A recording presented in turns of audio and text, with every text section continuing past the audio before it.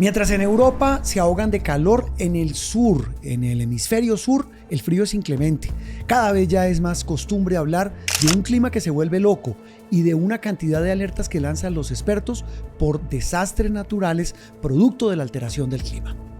Desde la era de hielo hasta la actualidad, estos fenómenos han sido clave en el desarrollo del ser humano, en las migraciones y en la conformación de las actuales sociedades. Desde la coyuntura de las noticias nos devolvemos en el tiempo.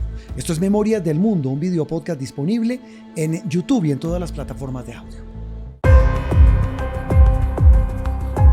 Teresita, estamos en mitad de año. Para los europeos es sinónimo de un calor infernal. Todos los años se habla de lo mismo, de la ola de calor en Europa por cuenta del verano. Y lo mismo en Estados Unidos, es decir, en el hemisferio norte. Pero el de este año parece que es más infernal que los de hace mucho tiempo. De hecho, ya se había hablado, los expertos decían que el año pasado fue el año más caliente del planeta. Pero ¿por qué las temperaturas están llegando a como están llegando? ¿Qué dicen los expertos? Juan Roberto, efectivamente fue el año más caliente del planeta y es que llevamos casi 18 meses oyendo hablar de el junio más caliente, el julio más caliente, el agosto más caliente, el enero más frío. Pero el de este julio y agosto es infernal de verdad en Europa y Estados Unidos. Temperaturas de más de 40. No. Hace 2 años ya las había en el Reino Unido, llegaron a 40 grados en el sur del Reino Unido, cosa que nunca había pasado. ¿Qué es cómo se calienta el planeta? El calentamiento es un fenómeno para muchos hasta natural, que se ha dado a través de los siglos y los siglos, pero que desde la revolución industrial se ha empeorado. ¿Por qué? Porque se atrapan gases en la atmósfera que generan el famoso efecto invernadero. Sí. Ahora, los gases no son solamente artificiales. Antes de la revolución industrial ya había ciertos gases que iban de alguna manera calentando el planeta. Por ejemplo, los volcanes. Cuando hay una explosión de volcán, emiten gases que se quedan concentrados en la atmósfera y calientan el planeta un poquito. Ah, pero esa sí es novedosa. Entonces se llama BAFTA. Ajá. El fenómeno. Novedosa como fenómeno frente a todo lo que estamos viendo hoy por cuenta del hombre. Sí. Entonces era natural. ¿Qué pasa? Con la revolución industrial, sobre todo el carbón, el CO2, los carros, la gasolina, el hidrocarburo, todo eso es grave y va haciéndolo calentar a un ritmo mucho más rápido que genera fenómenos que siempre han existido, huracanes, sequías, inundaciones, siempre ha habido en la Tierra, pero ahora son más frecuentes y muchísimo más intensas. Sí, el problema es que leyendo a los expertos, ese termómetro parece que no va a tener límite. Cuando digo a la hora de medir ese calor excesivo del que usted dice todos los años se quejan quienes están en esa región del planeta, pero que dicen, mire, ya los expertos no sabemos hasta dónde va a subir la temperatura. Habíamos puesto como humanidad límites con una cantidad de protocolos y tratados desde el año 92 diciendo que ¿De Kioto? 2. Empezamos por Río, cuando se reunieron en Río de Janeiro y dijeron, esto no lo podemos dejar que pase. Empezaron a hablar de desarrollo sostenible. Heredar la tierra de mis padres y dejarla igual a como la heredé para mis nietos. Eso no va a pasar. Entonces, ahora se habla de 1.5 grados centígrados, que no puede aumentar la temperatura. ¿Cómo se mide la temperatura? No solamente en el aire. La temperatura de los océanos es importantísima. Lo que está pasando con los glaciares. Eso derrite glaciares, hace que haya menos hielo en el norte y en el sur en los polos. Cambia todo lo que es la vida marina. Y el desarrollo del ser humano. Y eso está grave. Súmele al calor en los océanos los ácidos, ¿no? Es que ese es un tema también que solamente los expertos hoy llaman la atención. Todo lo que son CO2, los efectos de los hidrocarburos, para algunos del tema agropecuario, más que el tema agropecuario, porque vacas también han existido desde hace más de 200 años en el mundo, es la deforestación. Sí, pero para poner ganadería Claro. de esta invasiva, más que extensiva, invasiva. Exacto, entonces ganadería invasiva y además la deforestación, porque quita esa barrera natural que tenía el ser humano en contra de la acidificación de la atmósfera. Mire, usted hablaba hablábamos de Kioto, de Río, me estaba acordando de la COP16 el año pasado en Colombia, que pues buscaba no solamente que se cumplieran pactos para respetar al planeta, sino también recursos. Pero al final del camino, en el caso de los países industrializados, sube en Estados Unidos un señor como Trump que dice yo no voy a cumplir ninguno de esos protocolos. A mí no me vengan con cuentos. Aquí hay que buscar petróleo y aquí hay que mover la economía. Y no solamente Estados Unidos. Si miramos cuando el protocolo de Kioto se creó un anexo de países, de quienes estaban obligados a mitigar todo esto de las emisiones, se llama mitigar, disminuirlas, quienes estaban obligados. Y los países del sur salieron a decir, momentico, nosotros estamos apenas desarrollándonos. Es decir, no estamos obligados a disminuir. Muy contentos ustedes, señores Europa, Estados Unidos, ustedes ya se desarrollaron. Ya pueden darse el lujo de decir, bueno, vamos a hacerlo distinto. Pero nosotros no. Y dentro de esos países que dijeron, no, estamos en nuestro derecho a desarrollarnos como queramos y haciendo lo que queramos, hay uno que lidera hoy en día en las emisiones y que sigue diciendo, es que yo todavía tengo derecho porque los occidentales aprovecharon de ese derecho durante muchos siglos. China. Que hoy es la segunda potencia del mundo, muchos dicen que la primera, y que su capacidad de producción hoy ya supera a muchos países llamados industrializados. Eso pues genera también muchas preguntas sobre el tema de la preservación del medio ambiente y la protección del planeta. Sí, y de los países que más emisiones tiene es China. Entonces, si ellos no están de acuerdo y argumentan junto con lo que se llama el sur global, que ellos tienen derecho porque los occidentales ya lo hicieron, pues ahí tenemos un problema, Juan Roberto. Teresita, estamos fregados, porque ni en un lado ni en el otro.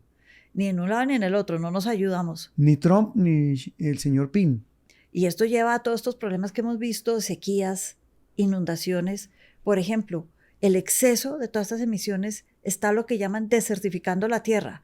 Entonces, desiertos como el Sahara están creciendo. ¿Hacia dónde crecen? Hacia el sur. Pero mire que ahora usted que habla del sur, mientras en esta época del año el calor ahoga a los del hemisferio norte, en el hemisferio sur el frío es más fuerte que de costumbre. Leía que en Argentina hay sitios donde está nevando donde antes no nevaba. Y lo mismo pasa en Chile. Sí, pues en esa misma zona en toda la austral, misma zona. claro. El frío es terrible. En Sudáfrica, que está un poquitico más al norte que estos, también creo que el frío este año ha sido terrible. Ha roto toda clase de récords. Y es terrible lo que está pasando en el sur y en el norte. La pregunta del millón. ¿Solamente esperamos a que el planeta se nos acabe para hacer algo? Yo creo que como humanidad tenemos una responsabilidad con quienes vienen después, porque a nosotros ya no nos tocó, pero con quienes vienen después. Ahora, es un tema que para muchos es cíclico.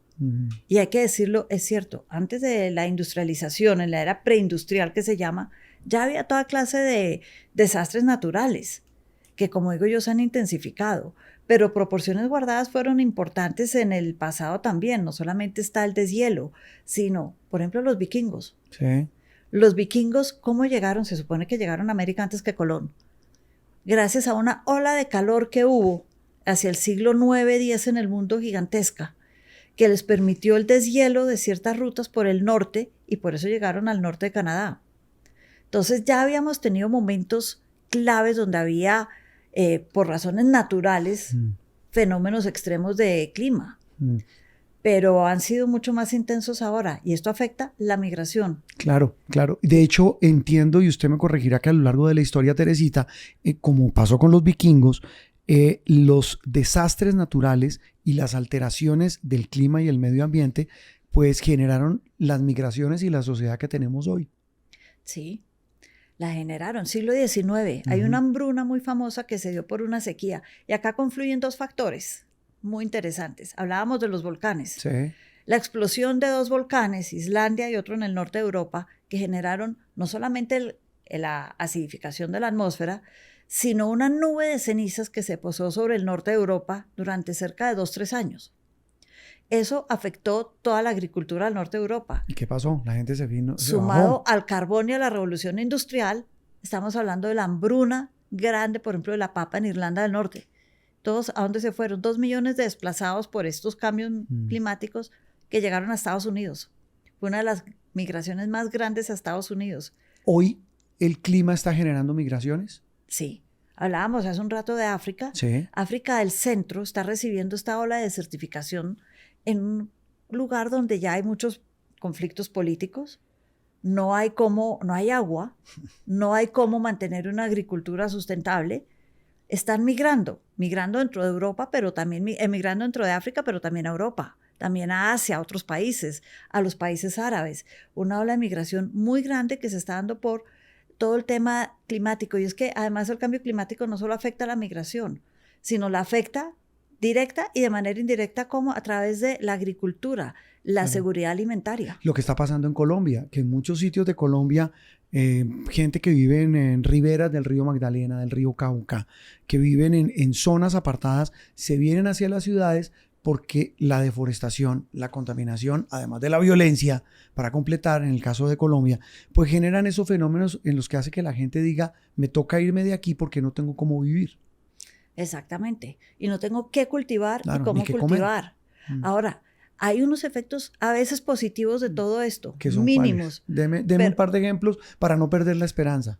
Un ejemplo, algo que usamos todos los días y que precisamente nos sirve en esta época de cambio climático, la bicicleta. Cuando hablamos de toda esta hambruna del norte de Europa, que se vio afectada a mediados del siglo XIX, se murieron los caballos, los animales, los bueyes, los que ayudaban en todo el tema agrícola. El transporte, si no hay caballo, no había carros, yo no tengo para el tren, ¿cómo me muevo? Los alemanes inventaron la bicicleta. ¿En qué año? Esto fue hacia 1860 y luego los franceses le pusieron el pedal. Al principio eran las 2 llantas y yo me impulsaba caminando como una patineta, digamos, grande. Luego los franceses le pusieron pedal, pero fue el resultado de que ya no había ni caballos, ni bueyes, ni cómo transportarme cuando se morían todos por la sequía en Europa. En este caso, la historia nos demuestra que solamente de los totazos aprendemos. Somos recursivos, hay que utilizar eso para bien. Teresita, porque las noticias también tienen historia. Esto es Memorias del Mundo, un video podcast disponible en YouTube y en todas las plataformas de audio. Boombox.